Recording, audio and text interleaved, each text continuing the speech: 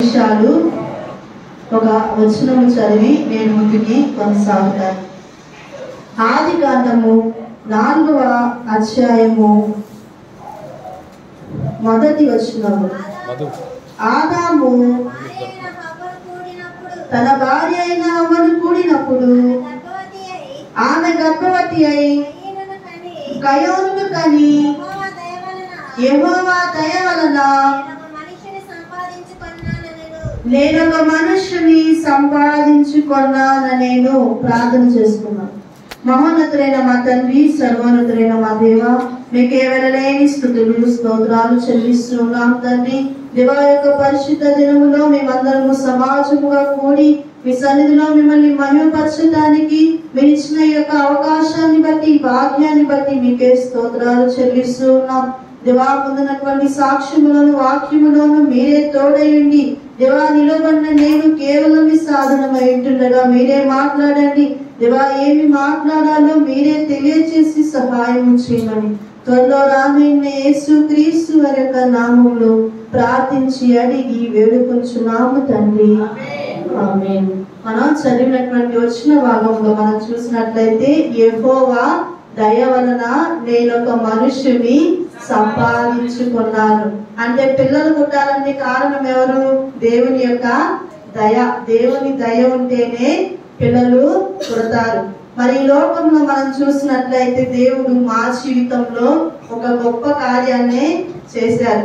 ఒకటంటే కంటే కూడా 2 కార్యాలని చెప్పుకోవచ్చు. 2 బిడ్డలను దేవుడు మాకు అనుగ్రహించారు. మొదటిగా గమనించినట్లయితే మనందరికీ తెలుసు ఎవరు? రినిత. ఎక్కడుంది? నిద్రపోతుందా? సరే. రినిత విషయంలో నేను మీకు ముందుగానే తెలియజేశాను. కొన్ని విషయాలు చెప్పి నేను ముందుకి కొనసాగుతాను. అయితే మా యొక్క వివాహము దేవుడు ఏర్పాటు చేశాడు. మా యొక్క వివాహ విషయంలో దేవుని ప్రణాళిక ప్రకారంగా మా యొక్క వివాహం జరిగింది. ఆ సాక్ష్యం అంతా నేను తర్వాత తెలియజేస్తాను. అయితే దేవుడు నాకు ఇచ్చినటువంటి వాగ్దానం ఏమిటి అంటే మనందరికీ తెలుసు. శారాకు దేవుడు ఏం వాగ్దానం ఇచ్చాడు? ఆదికాండము 18వ అధ్యాయము 14వ వచనము. యెహోవాకు అసాధ్యమైనది ఏదైనా ఉన్నదా? మీదటికి ఈ కాలమున నిర్ణయ కాలమందు నీ వద్దకు తిరిగి వచ్చేదను. అప్పుడు శారాకు కుమారుడు కలుగుననెను. అయితే ఈ యొక్క వచనం ద్వారా దేవుడు నాతో మాట్లాడాడు. వివాహమైన ప్రారంభంలో దేవుడు ఈ యొక్క వచనం ద్వారా నాతో మాట్లాడారు. అయితే వివాహమైనటువంటి నవంబర్లో మాకు మ్యారేజ్ అయింది. జనవరిలో ప్రెగ్నెన్సీ అనేది తెలిసింది. అయితే మేము ఎట్లా వెళ్ళామంటే పెళ్ళైన కొత్తలో కదా, ప్రతిరోజు చికెనే. ప్రతిరోజు ఫుల్గా బాగా చికెన్ తింటాం. ఆ ఊరు ఈ ఊరు ట్రావెలింగ్ చేయటం, పెళ్లిళ్ళ కానీ ఫంక్షన్లు కానీ వెళ్తాం. చాలా ప్రయాణాలు చేస్తా, జర్నీ చేస్తా ఉన్నాం. అయితే మాకు ప్రెగ్నెన్సీ అనేది తెలియదు. అయితే డాడీ అయితే ఏమన్నాయంటే నాకు కల వస్తుంది, ఎవరో ఒక అమ్మాయి వచ్చి భుజం కొరుకుతుంది అని చెప్పి డాడీ ఏం చేశారు, ప్రెగ్నెన్సీ కిట్ తీసుకొచ్చి ఒక అంకుల్ ఉంటారు, ల్యాబ్ అంకుల్, అతని దగ్గరకు చెకప్ కి తీసుకెళ్లి చెక్ చేయించారు. చేయిస్తే ఏం కనిపించదా. మేమేం ప్రేయర్ చేసుకుంటానే ఉన్నాం. దేవుడు పిల్లల్ని ఇస్తారు. వీళ్ళేంటి పేరెంట్స్ కి ఏముండిద్దంటే ఫస్ట్ పెళ్ళి అయినాకే మా అమ్మాయి పెళ్ళి ఎప్పుడైంది అని ఉంది కదా. పెళ్ళి అయిన తర్వాత పిల్లలు ఎప్పుడు పుడతారు. అయితే ఇలాగ ప్రార్థన చేస్తా ఉన్నారు. అయితే ఏమైందంటే మేము ఒక మ్యారేజ్ కి వెళ్ళొచ్చిన తర్వాత టంగుటూరు పాస్టర్స్ మీటింగ్కి వెళ్ళాం. అయితే ఆ రోజు ఏమైందంటే అందరూ కూడా festival time, Sankranti holidays, pongal holidays అప్పుడు అందరు కూడా సంఘస్థులు ప్రతిసారి వాళ్ళే అన్ని పనులు చేసి పెట్టేవారు. అయితే ఆ రోజు వాళ్ళు ఎవరు కూడా సరిగా రాలేదు. అయితే ఉన్నటువంటి మేమే అక్కడున్న వర్క్ అంతా చేస్తా ఉన్నాం. ఏంటిది, అంట్లు తోమటం కానీ, వాటర్ కొంచెం ప్రాబ్లం గా ఉంటే క్యాన్లు పోయటం కానీ. ఇంతవరకు ఆకుండా ఏం చేసామంటే అరిసెలకి పిండి కొడతారు, తెలుసా మీకు? అయితే సరదాగా పిండి కొడదామని చెప్పి నేను, మా హస్బెండ్, మా తమ్ముడు, ఫ్యామిలీ అందరం కూడా వర్క్ అట్లా ఎంజాయ్ చేస్తూ పిండి కొట్టాం. అంత బాగుంది. ఈవినింగ్ అయ్యేసరికి ఏమైందంటే బాగా పొట్టలో నొప్పి వస్తుంది, అబ్డామిన్ లో పొత్తిగట్టు దగ్గర బాగా నొప్పి వస్తా ఉంది. అయితే నొప్పి వస్తా ఉంటే ప్రేయర్ చేసుకున్నాం. తర్వాత రోజు ఏం చేసామంటే హాస్పిటల్కి వెళ్ళాం, మమ్మీ తీసుకుని వెళ్ళారు. అయితే మా ప్లానింగ్ ఏంటంటే నెక్స్ట్ డే ఇక్కడికి రావాలని. అయితే ఏమైంది, బాగా పెయిన్ వస్తా ఉంటే హాస్పిటల్కి వెళ్ళాం. హాస్పిటల్కి వెళ్తే డాక్టర్ ఏం చెప్పిందంటే ఏమైందంటే ఇట్లా పీరియడ్ మిస్ అయింది అని చెప్పి స్టమక్ లో బాగా పెయిన్ వస్తుందని చెప్పగానే టెస్ట్ రాసింది. అయితే యూనిట్ టెస్ట్ రాసి వెళ్ళి చూసాము. చూసి అయిపోయిన తర్వాత ప్రెగ్నెన్సీ పాజిటివ్ ఉంది కానీ బ్లీడ్ ఉంది అని చెప్పింది. అంటే బయటికి బ్లీడ్ ఏం అనిపించలేదు కానీ బ్లీడింగ్ ఉందని చెప్పింది. సరే అని చెప్పి మళ్ళీ అక్కడ నుంచి ఏం చేసామంటే రమేష్కి వచ్చాం. రమేష్కి వచ్చి ఇట్లా బ్లీడ్ ఉందని చెప్పి మళ్ళీ స్కానింగ్ తీశారు. స్కానింగ్ తీసి రింతా టైప్ లో ఇదంతా రింతా గురించి నా గురించి చెప్పకుండా నెక్స్ట్కి వెళ్ళకుండా ముందే చెప్తున్నాను. అయితే ఏమైందంటే అక్కడికి వెళ్ళగానే ఆమె ఒక స్కాన్ తీసింది. స్కాన్ తీసి బ్లీడ్ ఉంది, బేబీకి హార్ట్ బీట్ లేదు, హార్ట్ ఇంకా ఫామ్ అవ్వలేదు, 2 వీక్స్ ఆగొస్తే అబార్షన్ చేయడం కానీ లేదంటే ఉంచడం కానీ మేము చెప్తాము. అయితే చెప్తుంటే చాలా ఈజీగా ఉంది కానీ అప్పుడు చాలా భయం అన్నమాట. దేవుడు ఇచ్చినటువంటిది మేము కోల్పోతామేమో అని చాలా బాధపడేవాళ్ళం. అయితే అట్లా ప్రే చేసుకుంటా ఫ్రైడే అట్లా వెళ్ళాము. వెళ్ళిన తర్వాత ఏమైందంటే నెక్స్ట్ సండే వచ్చింది. అయితే ప్రార్థన చేసుకొని ఒక మొండి విశ్వాసం, దేవుడు ఇచ్చేటువంటిది ఖచ్చితంగా ఇస్తాడు, ఆయన వాగ్దానం చేస్తే ఆయన మర్చిపోయేవాడు కాదని ఒక గట్టి విశ్వాసం అన్నమాట. ఆ విశ్వాసంతో ఏం చేశాను, డాక్టర్ మేము 2 వీక్స్ ఆగొస్తే అటో ఇటో తేలుస్తానని చెప్పింది. మేమేం చేసాం, దేవుడు హార్ట్ బీట్ ఇచ్చేసాడు, ప్రార్థన చేసుకొని దేవుడు హార్ట్ బీట్ ఇచ్చేసాడు అని చర్చిలో పలహారం పెట్టాం. అప్పటికి సెకండ్ స్కాన్ అనేది తీయలేదు. పలహారం పెట్టేసి ప్రే చేసుకుంటా దేవుడు కార్యం అయితే చేస్తాడు, ఆయన వాగ్దానం చేసిన వాడు నమ్మదగిన వాడు కాబట్టి ఆయన విడిచిపెట్టేవాడు కాదని పలహారం పెట్టే. అప్పటి నుంచి ఇంత కోసం పొట్టలో ఉన్నప్పటి నుంచి కానుక వేసేదాన్ని. అమ్మ నా కానుకతో పాటు ఇంకో 10 రూపాయలు ఎక్స్ట్రా ఇవ్వండి మమ్మీ ఇచ్చేది. నవ్వి ఎవరికి 10 రూపాయలు, అదే పొట్టలో ఉన్న అబ్బాయికి అంటారా అని నవ్వుకునేవాళ్ళు. అయితే అలాగా ఫస్ట్ డే నుంచి కూడా డాక్టర్ అయితే ఆమెతో ఒకటి చెప్పింది. డాక్టర్ అయితే మనమైతే దేవుడి మీద విశ్వాసంతో కృతజ్ఞత కూడికి కూడా పలహారం కూడా పెట్టేసి అంతవరకు ముందు కొనసాగుతూ ఉన్నాం. అయితే నెక్స్ట్ వెళ్ళేసరికి స్కానింగ్ తీసింది. దేవుడిని ప్రార్థించాం కాబట్టి దేవుడు మన నమ్మకాన్ని ఎప్పుడు కూడా వమ్ము చేసేటువంటి దేవుడు కాదు. నెక్స్ట్ వెళ్ళగానే ఆమె చెప్పింది హార్ట్ బీట్ ఉంది, అంత బేబీ హెల్తీగా ఉంది, బ్లీడ్ అంతా కూడా పోయింది అని చెప్పారు. అప్పుడు ఎంత సంతోషపడ్డామంటే చాలా ఆనందపడ్డాం. అది కాక ఫస్ట్ ప్రెగ్నెన్సీ కదా, దేవుడు ఇచ్చేటువంటి మొదటిది శ్రేష్టమైనదని ఫస్ట్ నుంచి ఒక ఒపీనియన్ ఉంటుంది. అయితే అలాగా దేవుడు ఇస్తున్నాడని సంతోషపడ్డాం. అంతా బాగానే ఉంది. కొన్ని రోజులు కొనసాగుతూ ఉన్నాం. కొనసాగుతుంటే ఏమైందంటే 4th మంత్ వచ్చింది. 4th మంత్ రాగానే ఫస్ట్ నుంచి కూడా ప్రెగ్నెన్సీ జర్నీ అంతా ప్రతిరోజు ఏది తిన్నా వామిటింగ్ అవటమే. రోజుకి 4 సార్లన్నా వామిటింగ్ అయింది. తింటాం వామిటింగ్ చేసుకోవడం, బాగా ఆకలి అయింది, తినగానే వామిటింగ్ అయింది. వామిటింగ్ అయితే మామూలుగా ఉండదు. మీ అందరికీ తెలుసు కదా ఎక్స్పీరియన్స్, బాయ్స్ కి కూడా తెలిసే ఉంటుంది. వామిటింగ్ అయితే పక్క అంతా నొప్పి వచ్చేసింది, ఈపంతా నొప్పి వచ్చేసింది. అయితే బాగా విపరీతమైన నడుము నొప్పి వచ్చేసేది. అయితే ప్రార్థన చేసుకుంటే ఇట్లాగే కొనసాగుతా ఉంటే అంటే ప్రతిరోజు కూడా ఒక్కొక్క యుగం లాగా గడుస్తూ ఉండిద్ది అనమాట. హ్యాపీగా ఉన్న డేస్ ఏమో కొద్ది రోజులు అనిపిస్తాయి, సాడ్ గా ఉన్న రోజులేమో ప్రతిరోజు కూడా కష్టంగానే అనిపించింది. అయితే అలా కష్టంగానే కొనసాగుతా ఉన్నటువంటి సమయంలో ఎప్పుడైతే ఈ 4th మంత్ వచ్చిందో అప్పుడు మార్నింగ్ స్టార్ట్ అయినప్పటి నుంచి దాదాపు 15 టైమ్స్ వరకు వామిటింగ్ అవుతానే ఉంది. వాటర్ తాగితే వాటర్ వామిటింగ్ అవుతుంది, జ్యూస్ తాగితే జ్యూస్ వామిటింగ్ అయిపోతుంది. సన్నీ అప్పుడు నా దగ్గరే ఉండేవాడు, ప్రతిరోజు జ్యూస్లు అన్ని చేసి పెట్టేవాడు. ఏమి తాగినా అసలు ఉన్నట్లు అప్పట్లో నిలబడట్లా. అయితే ఏమవుతుంది, మార్నింగ్ నుంచి అట్లాగే ఉంది, ఈవినింగ్ వరకు చూసా. మమ్మీ వచ్చింది, మళ్ళీ అదో ఇదో ఏదో ఒకటి పెడుతుంది, మళ్ళీ వామిటింగ్ అవుతుంది. మళ్ళీ మా హస్బెండ్ వచ్చారు, మళ్ళీ పెడుతున్నారు, మళ్ళీ వామిటింగ్ అవుతుంది. వామిటింగ్ అవుతుంటేనే బ్యాక్ పెయిన్ బాగా వస్తుంది, కాళ్ళు అసలు నిల్చోడానికి వీలవట్ల, కాళ్ళంతా వణిగిపోతున్నాయి నొప్పులు వచ్చేసి. ఇలా ఏమవుతుందో తెలియట్లేదు. ఏం చేసాం, ఎమర్జెన్సీగా వెహికల్ మాట్లాడుకొని రమేష్కి వచ్చేసి వాళ్ళ దగ్గరికి వెళ్ళేసి ఎమర్జెన్సీగా రాపించుకుంటే జాయిన్ చేసుకొని ఇట్లా ప్రెగ్నెన్సీ క్యాండిడేట్ వచ్చింది, గైనకాలజిస్ట్ పిల్లమంటే డాక్టర్ వచ్చింది, అన్ని టెస్టులు చేసి లాస్ట్కి ఏం చెప్పారంటే కరోనా పాజిటివ్ వచ్చిందని చెప్పారు. అమ్మో కరోనా పాజిటివ్ వచ్చిందా? మామూలు పర్సన్కి అయితే రెసిస్టెన్స్ ఉండిద్ది, ప్రెగ్నెన్సీ లేడీ కదా అంటే ఇమ్యూనిటీ తక్కువే ఉండిద్ది.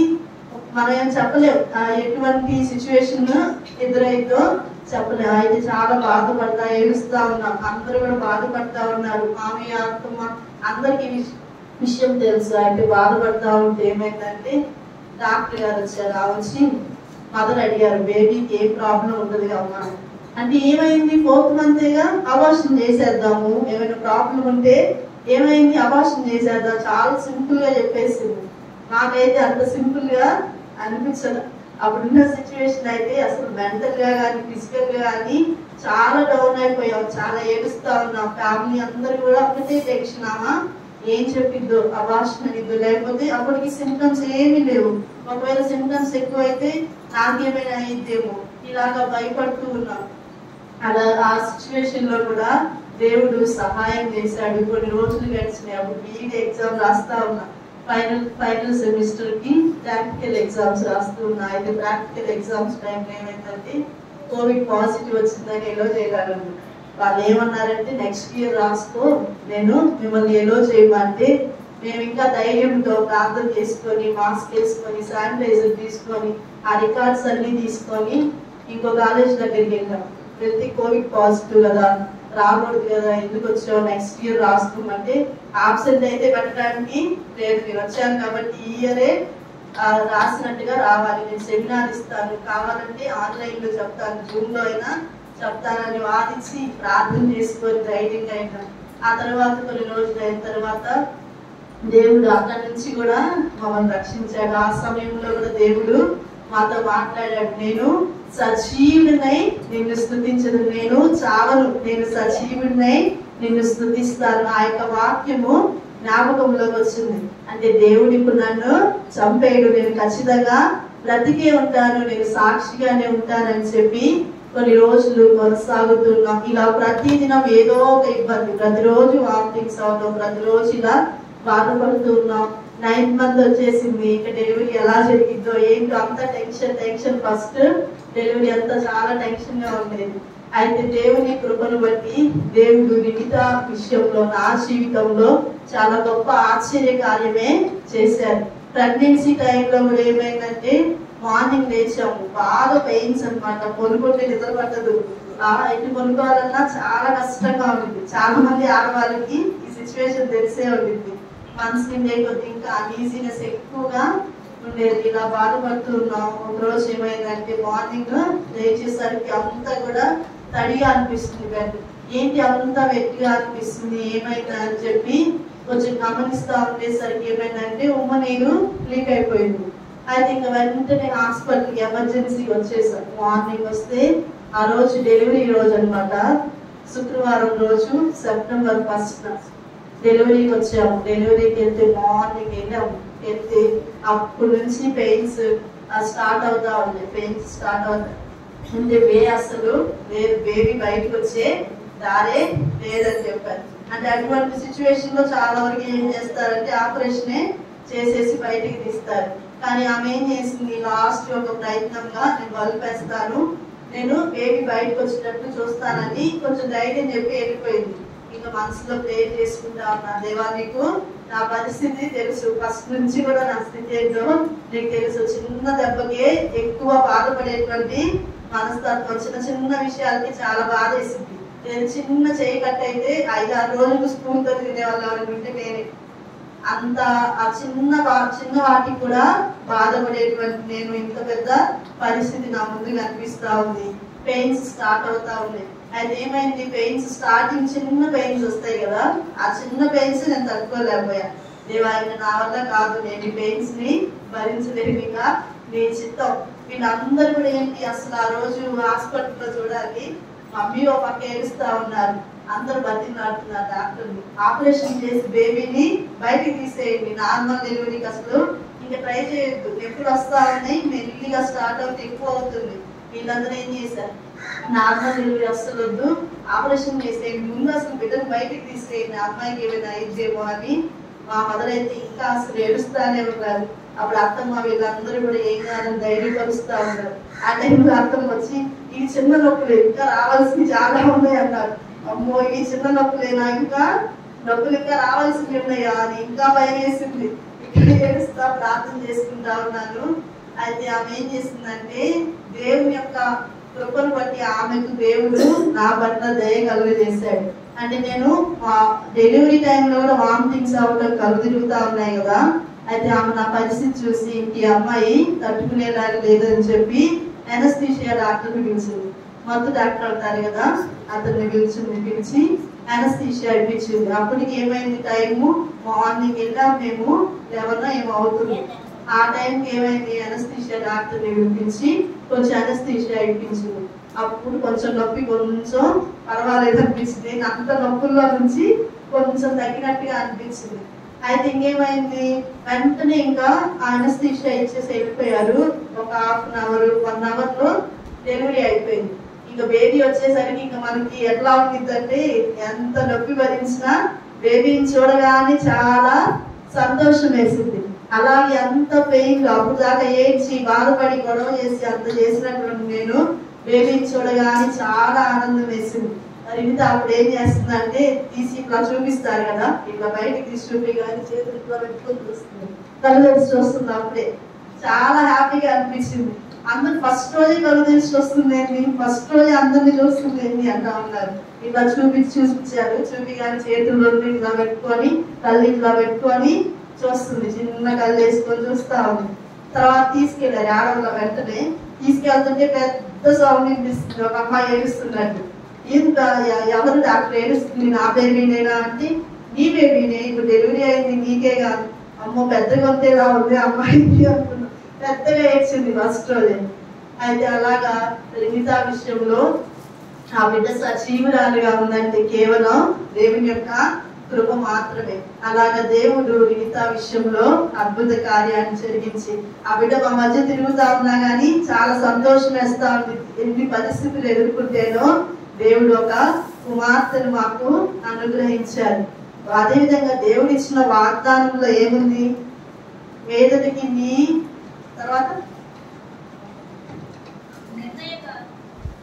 వేదనకి ఈ కాలము నిర్ణయ కాలము నన్ను యొద్దకు తిరిగి వచ్చేదను, అప్పుడు కుమారుడు కలుగును. అయితే ప్రారంభం నుంచి మా అందరం కూడా ఏమనుకున్నామంటే కుమారుడే పుడతారని అనుకున్నాం. అయితే సన్నీ ఒక రోజు వచ్చి చెప్పాడు, అక్క కుమారుడే పుడతారని మేము ఎందుకు అనుకుంటావు, కుమారుడి పక్కన కుమార్తెని యాడ్ చేసుకో అంటాడు. కాదు సన్నీ, కుమారుడే పుడతాడేమో, అక్కడ కుమారుడు ఉంది అంటే కాదక్క, కుమార్తెని యాడ్ చేసుకో, కుమారుడు కుమార్తె, బైబిల్లో కుమారుడు అని ఉన్న ప్రతి పక్కన కుమార్తెను యాడ్ చేసుకోవాల్సిందే అని చెప్పేవాడు. అయితే దేవుడు ముందుగానే సన్నీ ద్వారా బయలుపరిచాడు. ఒక కుమార్తెను దేవుడు మాకు అనుగ్రహించారు. ఆ బిడ్డ పట్ల అదేవిధంగా ప్రెగ్నెన్సీ జర్నీలో చాలా సఫర్ అయింది రీత కూడా. వెంటనే పాలు మాన్పీలో వెంటనే చాలా ఇబ్బంది పడింది. అయినప్పటికీ దేవుడు ఆ బిడ్డను కాపాడుతూనే వచ్చాడు. ఆ బిడ్డ సురక్షితంగా ఉంది. ఆ బిడ్డ సజీవురాలుగా ఒక ఆశ్చర్యకరంగా ఒక సూచనగా ఒక మహత్ కార్యంగా మన మధ్య ఆ బిడ్డ ఉందంటే కేవలం దేవుని యొక్క ఉచితమైన కృప మాత్రమే. దేవుడు మా పట్ల కలిగి ఉన్న ప్రణాళికను ఆ బిడ్డ పట్ల దేవుడు నెరవేర్చారు. అలాగా ఇంకా విషయంలో దేవుడు గొప్ప కార్యాన్ని చేశారు. అయితే ఆ టైం అంతట్లో కూడా బాగా హెల్ప్ చేసిన పర్సన్ ఎవరంటే నా బ్రదరే. చాలా బాడీ పెయిన్స్ వచ్చాయి కదా. అయితే ప్రతిరోజు కాళ్ళు చేతులు వత్తడం కానీ ప్రతి పని చేసి పెట్టేవాడు. అదేవిధంగా జ్యూసులు చేసి ఫుడ్ కూడా తీసుకొచ్చి కలిపి తినిపించడం చాలా హెల్ప్ చేశాడు. సన్నీకి ఆ విషయంలో చాలా థ్యాంక్స్ చెప్పాలి. అదేవిధంగా డాడీ కూడా, అదే మా హస్బెండ్ కూడా చాలా సపోర్ట్ చేసేవాళ్ళు. ప్రతిరోజు ఏం చేసేవాళ్ళు తెలుసా, డాడీ ఏమో అక్కడి నుంచి ఇవి బత్తాకాయలు బస్తాలు కొనుక్కొచ్చేవాడు. ఈయనేమో ఇక్కడ నుంచి నారంజి పండ్లు తెలుసు కదా, పుల్లగా ఉంటాయిగా, ఆ చెట్టు నుంచి ఈయన ఒక బ్యాగ్ తీసుకొచ్చేవాళ్ళు. అట్లా వాళ్ళు పెడతానే ఉండేవారు. నేను వామిటింగ్ చేసుకుంటానే ఉండేదాన్ని. అట్లాగా దేవుడు అన్ని విషయాల్లో కూడా కుటుంబం అందరి ప్రేమను పొందుకోవడానికి కూడా దేవుడు ఒక అవకాశాన్ని నాకు అనుగ్రహించాడు. ఇరు కుటుంబాలు కూడా చాలా సపోర్ట్ చేశారు. హాస్పిటల్లో చూపించే విషయంలో కూడా, ఆర్థిక విషయాల్లో కానీ, అదేవిధంగా నాకు సపోర్ట్ చేసే విషయంలో కూడా చాలా హెల్ప్ చేశారు. అయితే రెండవ ప్రెగ్నెన్సీ వచ్చేసరికి మనకి ఎవరు, రియా కదా. రీతా అనే పేరుకి అర్థం ఏమిటి అంటే గాడ్స్ గిఫ్ట్, రీతా గ్రేస్ అని పెడదామని మేము అనుకున్నాం. దేవుడు ఇచ్చిన బహుమానం, దేవుడు కృపతో ఇచ్చిన బహుమానము రీతా. అయితే గాడ్స్ గిఫ్ట్ అనే పేరు రావాలి అని రీతా అని మేము పేరు పెట్టుకున్నాం. అయితే ఇలా కొంచెం కొనసాగుతా ఉంది. బేబీ పుట్టగానే అయితే చాలా హ్యాపీగా ఉంది. మన బాడీలో ఎంత ఇబ్బంది ఉన్నా తెలియదు, బేబీ స్మైల్ చూస్తే అన్ని మర్చిపోతాం అనేది చాలా వాస్తవం. ఎంతో ప్రసవ వేదన పడినప్పటికీ ఆ బిడ్డను చూడగానే తల్లికి ఎంతో సంతోషం వస్తుంది. అయితే అదే సంతోషంలో కొనసాగుతున్న 2 వీక్స్ అయింది, 3 వీక్స్ అయింది, ఏం తెలియక చాలా హ్యాపీగా అనిపించింది. అప్పటి నుంచి మన బాడీలో ఉన్నటువంటి ఇబ్బందులు అప్పటి నుంచి తెలుస్తాయి మళ్ళీ కదా. నడుము నొప్పులు, కాలు నొప్పులు, ఇంకా మళ్ళీ ఈ నొప్పులు వస్తా ఉన్నాయి. కొన్ని రోజులు అయింది, అన్నప్రాసన అయిపోయింది, అంత హ్యాపీగా ఉంది. కొంచెం హెల్త్ కూడా సెట్ అవుతా ఉంది. దేవుని కృపను బట్టి అంతా బాగుంది అనుకుంటా ఉన్నాం. ఈలోపు ఏమైంది, మళ్ళీ కళ్ళు తిరుగుతున్నాయి, మళ్ళీ వామిటింగ్స్ వచ్చిన సెన్సేషన్ ఉంది. అమ్మో ఏంటి ఇది, మళ్ళీ వామిటింగ్స్ వచ్చేలాగా ఉన్నాయి, ఏం చేయాలని అలా కొనసాగుతా ఉంటే ఫస్ట్ ఒక టెస్ట్ చేసుకున్నాం, ఏం కనిపిస్తున్నాం. అలా కొన్ని రోజులు గడిచిన తర్వాత అట్లా టెస్ట్ చేసుకుంటా ఉంటే మళ్ళీ పాజిటివ్ వచ్చింది. ఇంకా హాస్పిటల్కి వెళ్ళగానే డాక్టర్ గారు ఏమన్నారంటే ప్రెగ్నెన్సీ ఉంచుకుంటారా, అబార్షన్ చేయించుకుంటారా. ఇంకా అదే క్వశ్చన్ అనగానే ఇంకేం చేసాం, మేము ప్రెగ్నెన్సీ కన్ఫామ్ గా ఉంచుకుంటాము, మీరు అయిపోతే మేము తర్వాత చదువుకోవాలి అని చెప్పన్నాం. సరే రియాన్ టైంలో ఏమైందంటే చాలా ఇష్యూసే ఎదురైంది. రియాన్ గురించి చెప్పాలంటే అది ఇలా కన్ఫామ్ అయింది. ఒకవైపు ఏమో రిగితా చిన్నది. ఆ టైంలో ఏమైందంటే ఫస్ట్ అటెంప్ట్ అనమాట నాకు ఇలా ప్రెగ్నెన్సీ కన్ఫామ్ అయింది. అప్పటి నుంచి ఏం చేస్తుందంటే మంచాల మీద నుంచి దూకి కింద పడుతుంది. ఒక రోజు అలా కళ్ళు తిరుగుతా ఉంది, టాబ్లెట్ వేసుకున్నా, అరుస్తా ఉంది, ఆకలి అయింది, ఏమైనా పెడదామని చెప్పి లెగుస్తా ఉంటే ఇది ఎక్కడంటే జనాల్లో బెడ్ మీద నుంచి కింద పడిపోయింది. అమ్మో ఇంకా అసలు చాలా భయం వేసింది. ముందు పొట్టలో ఉన్న బేబీ తర్వాత సంగతి, ముందు బయట ఉన్న బేబీ ఎలాగా ఉండాలి కదా, మంచిగా ఉండాలి కదా అని చెప్పి ఆ బేబీ గురించి బాధపడతా ఉన్నా. అందరూ ఏమన్నారంటే ఏం కాదు, మేము చూసుకుంటాం. మా 2 ఫ్యామిలీస్ చాలా సపోర్ట్ చేశారు.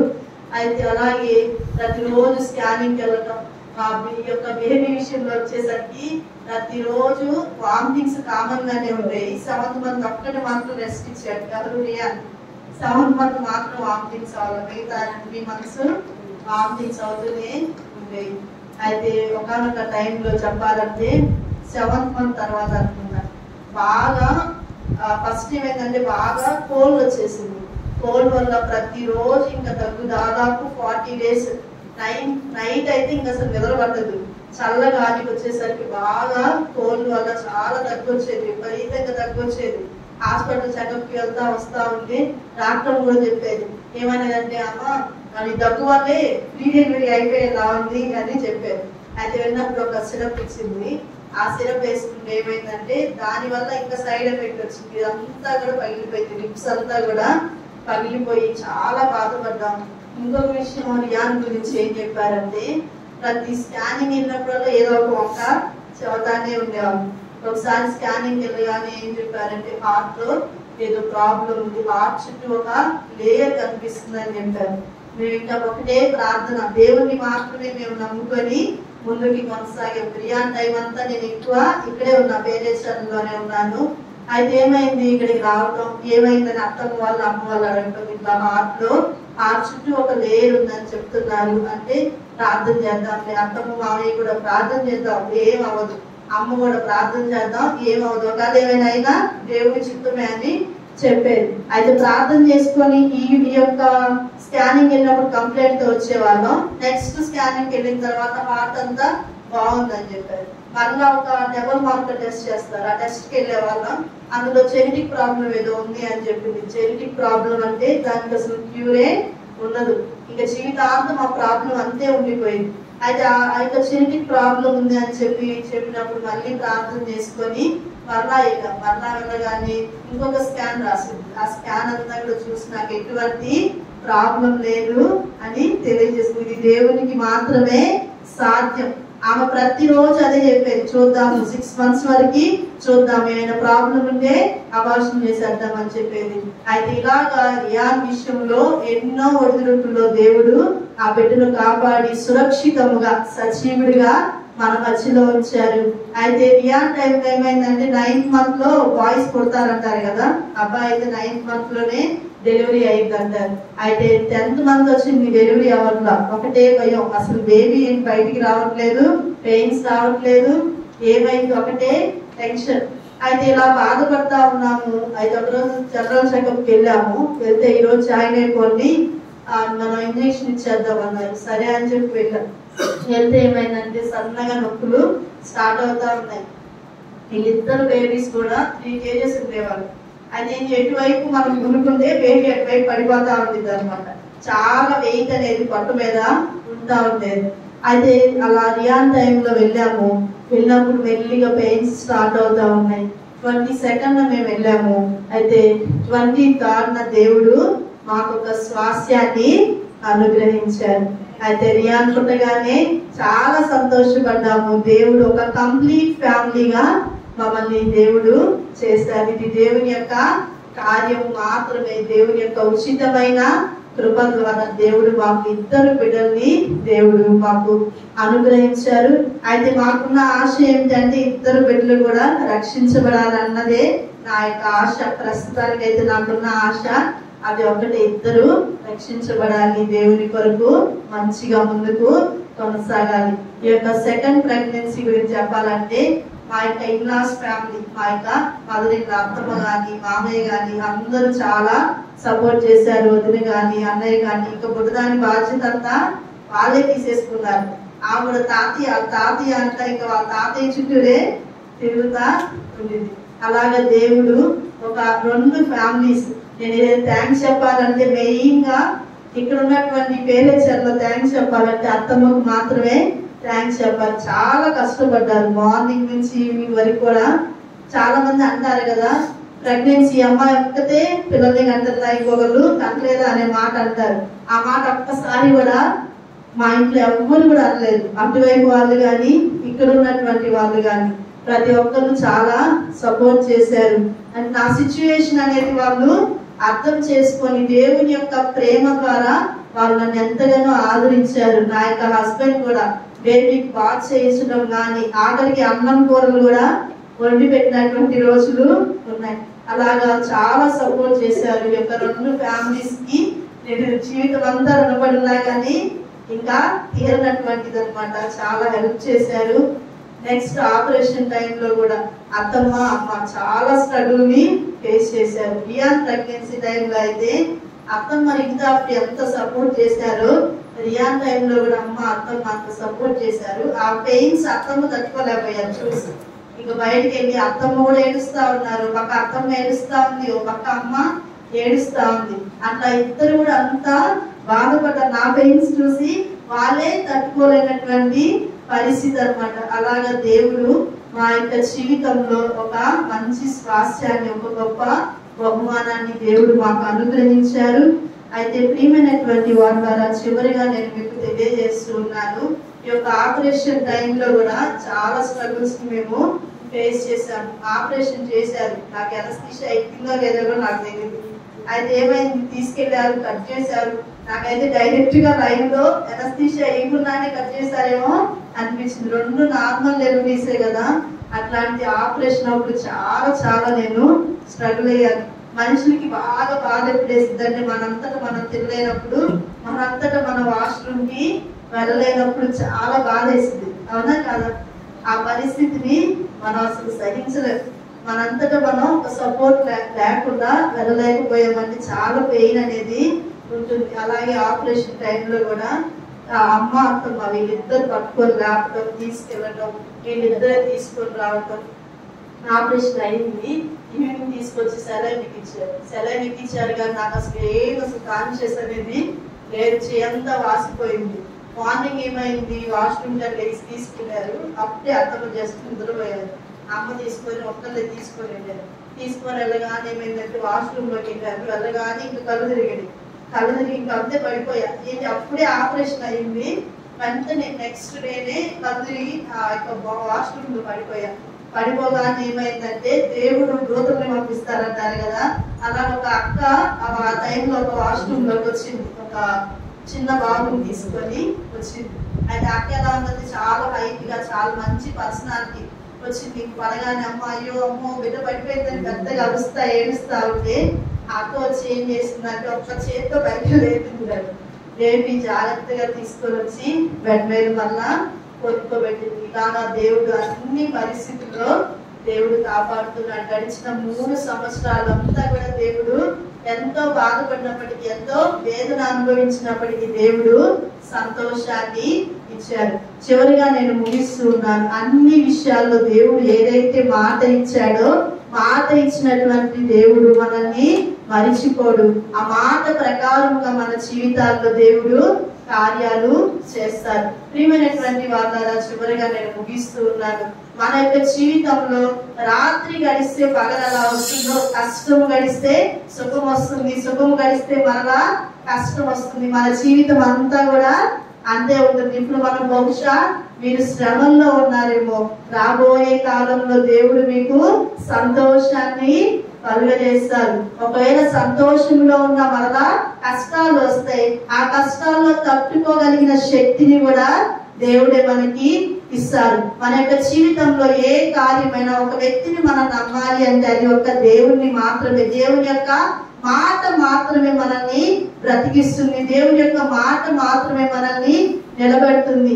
మనమైతే బలహీనం, కానీ మనలో ఉన్నటువంటి వాడు లోకములో ఉన్న అందరికంటే కూడా శక్తిమంతుడు. బలహీనురాలైన నన్ను దేవుడు బలపరిచి ఇద్దరు బిడ్డల్ని కనడానికి దేవుడే శక్తినిచ్చారు. నాకైతే అంత శక్తి లేదు. నేను అప్పుడే అనుకున్నాను నా చాప్టర్ అక్కడే క్లోజ్ అయిపోయింది అనుకున్నాను. నిన్నటి దానినైనా నన్ను దేవుడు నేడు సజీవురాలిగా, సజీవమైన సాక్షిగా మీ మధ్య నిలబెట్టినటువంటి దేవుడిని ఎంతగానో నేను స్తుతిస్తూ ఉన్నాను. ప్రియమైనటువంటి వాళ్ళ చివరిగా ఒక్క మాట నేను తెలియజేసి ముగిస్తాను. మన మీటింగ్స్ లో పోయిన సంవత్సరంలో మనం ఒక వాక్యం ఉంది. ఏమిటి ఆ వాక్యం?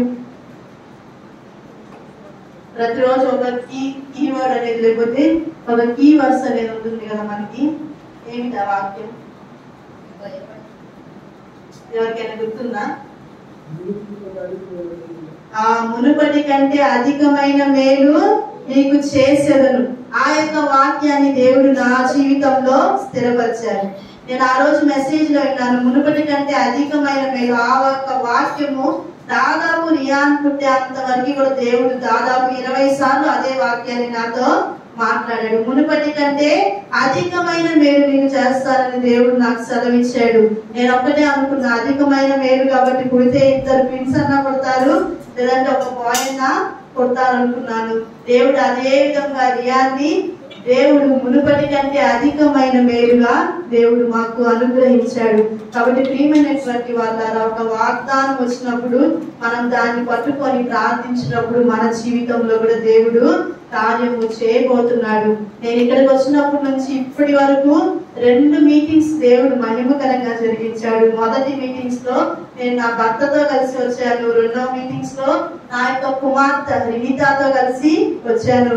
3వ మీటింగ్ లో రియాన్ తో కలిసి మీటింగ్స్ లో పాల్గొనబోతున్నాను. దేవుడు 3 సంవత్సరాల్లో 3 అద్భుతమైన కార్యాలు నా జీవితంలో చేశారు. ఎంత ఆశ్చర్యకరో కదా దేవుడు. ఆయన్ని నమ్ముకున్నటువంటి బిడ్డలను దేవుడు విడిచిపెట్టడు. నేను ఆయన్ని నమ్మాను, ఆయన నన్ను విడిచిపెట్టలేదు. నీ కష్ట పరిస్థితిలో, నీ జీవితంలో నీవు దేవుని నమ్మినట్లయితే నిన్ను కూడా దేవుడు విడిచిపెట్టడు. అయితే ఇన్ని కార్యాలు చేసినటువంటి దేవునికి నేను ఎంతగానో స్తుతులు చెల్లిస్తూ ఇప్పటి వరకు యొక్క అవకాశాన్ని ఇచ్చినటువంటి దైవ సేవకులకు చేరొచ్చిన మీ అందరికీ వందనాలు తెలియజేస్తున్నాను. చివరికి ఒక చిన్న ప్రార్థన చేసి సమయాన్ని మహోన్నతుడైన మా తండ్రి, సర్వోన్నతుడైన మా దేవ, మీకే వెళ్ళలేని స్తుతులు స్తోత్రాలు చెల్లిస్తూ ఉన్నాను తండ్రి. దేవా అర్హత లేని నా జీవితంలో మీరు చేసిన ప్రతి విధమైన కార్యాన్ని బట్టి మీకు స్తోత్రాలు తండ్రి. దేవా నేను ఏ పాటి తండ్రి మీరెంతగానో ప్రేమించినందుకు మీకు స్తోత్రాలు తండ్రి. దేవా అర్హత లేని మా జీవితాల్లో మీరు చేసిన ఆశ్చర్య కార్యాలను బట్టి మీకు స్తోత్రాలు తండ్రి. దేవా నా యొక్క శ్రమంలో, దేవా నా యొక్క బాధల్లో మీరు తోడయ్యండి.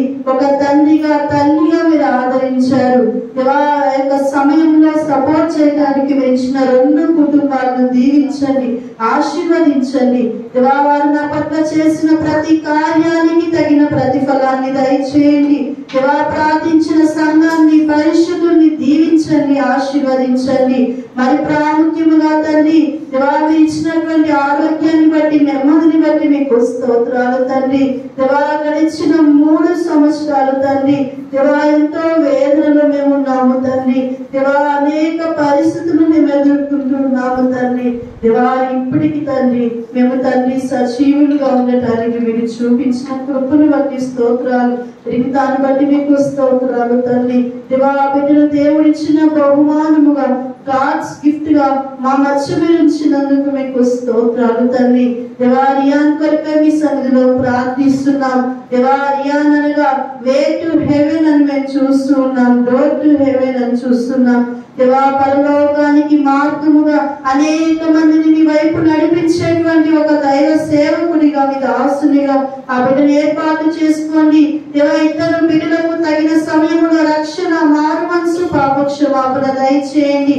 దేవా చేరి వచ్చిన సంఘాన్ని, పరిశుద్ధుల్ని దీవించి ఆశీర్వదించి నడిపించమని దేవా ఇప్పటి వరకు మీరు చూపిన కృపను బట్టి మీకు స్తోత్రాలు తెలియజేస్తూ ముందున కార్యక్రమాల్లో తోడైని నడిపించమని త్వరలో రానైన యేసు క్రీస్తు యొక్క నామములో ప్రార్థించి అడిగి వేడుకుంటున్నాము తండ్రి. ఆమేన్.